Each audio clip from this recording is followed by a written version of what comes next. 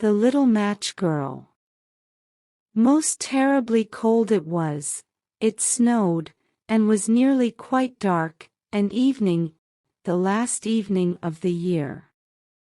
In this cold and darkness there went along the street a poor little girl, bareheaded, and with naked feet. When she left home she had slippers on, it is true, but what was the good of that? They were very large slippers, which her mother had hitherto worn, so large were they, and the poor little thing lost them as she scuffled away across the street, because of two carriages that rolled by dreadfully fast. One slipper was nowhere to be found, the other had been laid hold of by an urchin, and off he ran with it. He thought it would do capitally for a cradle when he some day or other should have children himself. So the little maiden walked on with her tiny naked feet, that were quite red and blue from cold. She carried a quantity of matches in an old apron, and she held a bundle of them in her hand. Nobody had bought anything of her the whole livelong day. No one had given her a single farthing. She crept along trembling with cold and hunger, a very picture of sorrow, the poor little thing. The flakes of snow covered her long fair hair, which fell in beautiful curls around her neck, but of that, of course, she never once now thought. From all the windows the candles were gleaming, and it smelt so deliciously of roast goose, for you know it was New Year's Eve. Yes, of that she thought. In a corner formed by two houses, of which one advanced more than the other, she seated herself down and cowered together.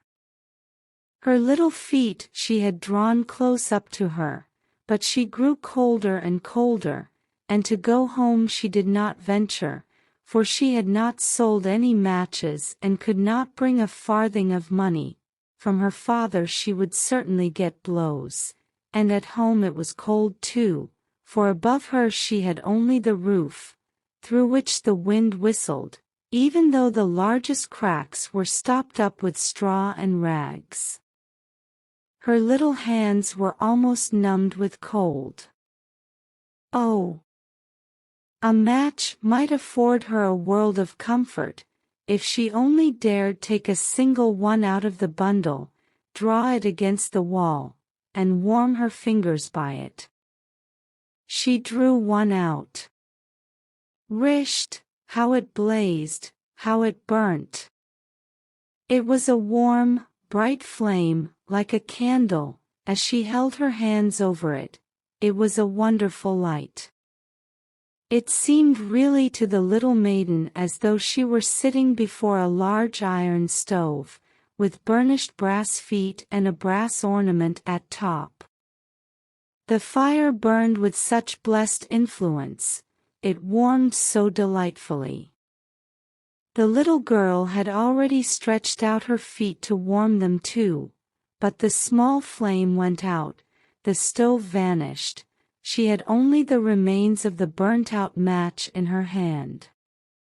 She rubbed another against the wall, it burned brightly, and where the light fell on the wall, there the wall became transparent like a veil, so that she could see into the room. On the table was spread a snow-white tablecloth, upon it was a splendid porcelain service, and the roast goose was steaming famously with its stuffing of apple and dried plums. And what was still more capital to behold was, the goose hopped down from the dish, reeled about on the floor with knife and fork in its breast, till it came up to the poor little girl, when the match went out and nothing but the thick, cold, damp wall was left behind. She lighted another match. Now there she was sitting under the most magnificent Christmas tree. It was still larger, and more decorated than the one which she had seen through the glass door in the rich merchant's house. Thousands of lights were burning on the green branches, and gaily colored pictures, such as she had seen in the shop windows, looked down upon her. The little maiden stretched out her hands towards them when the match went out. The lights of the Christmas tree rose higher and higher. She saw them now as stars in heaven. One fell down and formed a long trail of fire. "Someone is just dead," said the little girl, for her old grandmother, the only person who had loved her, and who was now no more, had told her that when a star falls, a soul ascends to God. She drew another match against the wall. It was again light, and in the luster there stood the old grandmother, so bright and radiant, so mild, and with such an expression of love. "Grandmother," cried the little one, "oh, take me with you. You go away when the match burns out, you vanish like the warm stove, like the delicious roast goose, and like the magnificent Christmas tree." And she rubbed the whole bundle of matches quickly against the wall, for she wanted to be quite sure of keeping her grandmother near her. And the matches gave such a brilliant light that it was brighter than at noonday. Never formerly had the grandmother been so beautiful and so tall. She took the little maiden on her arm, and both flew in brightness and in joy so high, so very high, and then above was neither cold, nor hunger, nor anxiety. They were with God. But in the corner, at the cold hour of dawn, sat the poor girl, with rosy cheeks and with a smiling mouth, leaning against the wall, frozen to death on the last evening of the old year. Stiff and stark sat the child there with her matches, of which one bundle had been burnt.